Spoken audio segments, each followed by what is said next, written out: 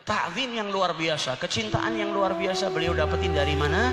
Karena cinta. Maka dari itu kalau kita ketemu ulama, orang yang alim tapi nggak ada mahabbahnya kepada Rasulullah, garing, kering.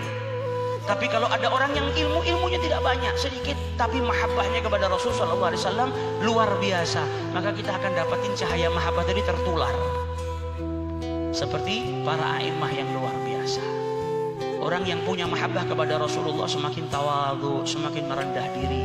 Berapa banyak kisah Imam Malik bin Anas, Imam Darul Hijrah, sama santrinya sendiri saja ta'zim. Imam Malik bin Anas ini pernah mimpi berjumpa dengan Rasulullah. Rasulullah mengucapkan salam untuk muridnya Imam Syafi'i. Imam Syafi'i ini muridnya Imam Malik bin Anas, usianya beda jauh. Tapi kepandaian dan kesungguh-sungguhan Imam Syafi'i menjadi permata, menjadi cahaya matanya Imam Malik bin Anas. Sampai Imam Malik bin Anas pernah mimpi berjumpa dengan Rasulullah. Rasulullah nitipkan salam buat santrinya. Balligh salami ila Syafi'i Muhammad ibn Idris. Imam Malik saat itu sudah tua, bangun dari tidurnya dia perintahkan santrinya, pergi kau ke Imam Syafi'i, sampaikan kepada Muhammad bin Idris kalau semalam Malik mimpi berjumpa dengan Rasulullah dan Rasulullah memberikan salam kepadanya. Maka santrinya Imam Malik bin Anas pergi ke rumah Imam Syafi'i. Sampai di rumahnya Imam Syafi'i bawa kabar gembira. Saking gembiranya Imam Syafi'i, Imam Syafi'i tahu, kata Rasulullah, apa kalau engkau diberikan sesuatu yang berharga oleh orang, maka balaslah dengan yang lebih berharga. Salam saja kita diperintahkan balas dengan yang lebih mulia. Idza hayyaitum bisalam fahayyu bi ahsani minha. Kalau ada orang mengucapkan salam kepada kita, salam itu doa. Assalamualaikum, berarti orang itu baik. Maka jawablah dengan yang lebih baik. Waalaikumsalam warahmatullahi wabarakatuh. Syafi'i ketika dapat kabar gembira, itu yang disuruh sama Imam Malik bin Anas mau dikasih hadiah, tapi beliau gak punya apa-apa.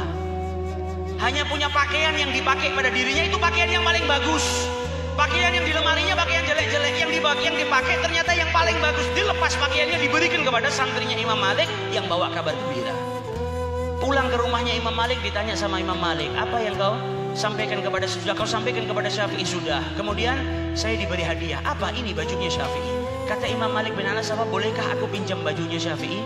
Ini bajunya orang istimewa, bajunya orang yang mendapatkan salam dari Rasulullah SAW. Ini padahal Imam Malik bin Anas gurunya Imam Syafi'i. Tapi orang yang hatinya ada mahabbah kepada Rasulullah, alim dan cinta kepada Nabi yang luar biasa, menjadikan satu sama lain saling menghormati, tawadhu yang luar biasa.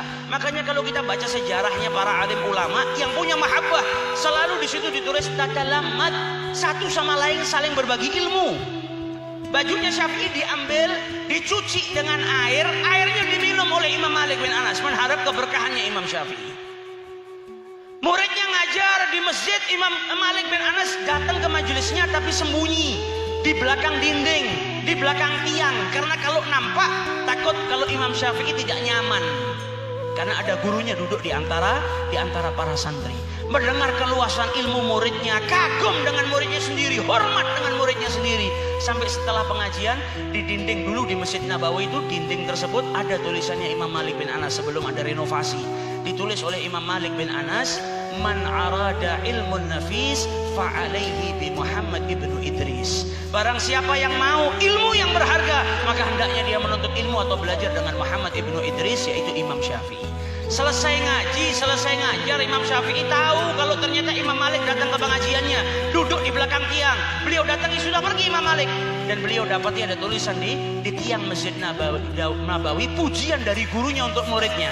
Maka Imam Syafi'i pun menulis di bawah pujian Imam Malik bin Anas, wa kaifa yakunu dzalik wa ana tilmidzu Malik.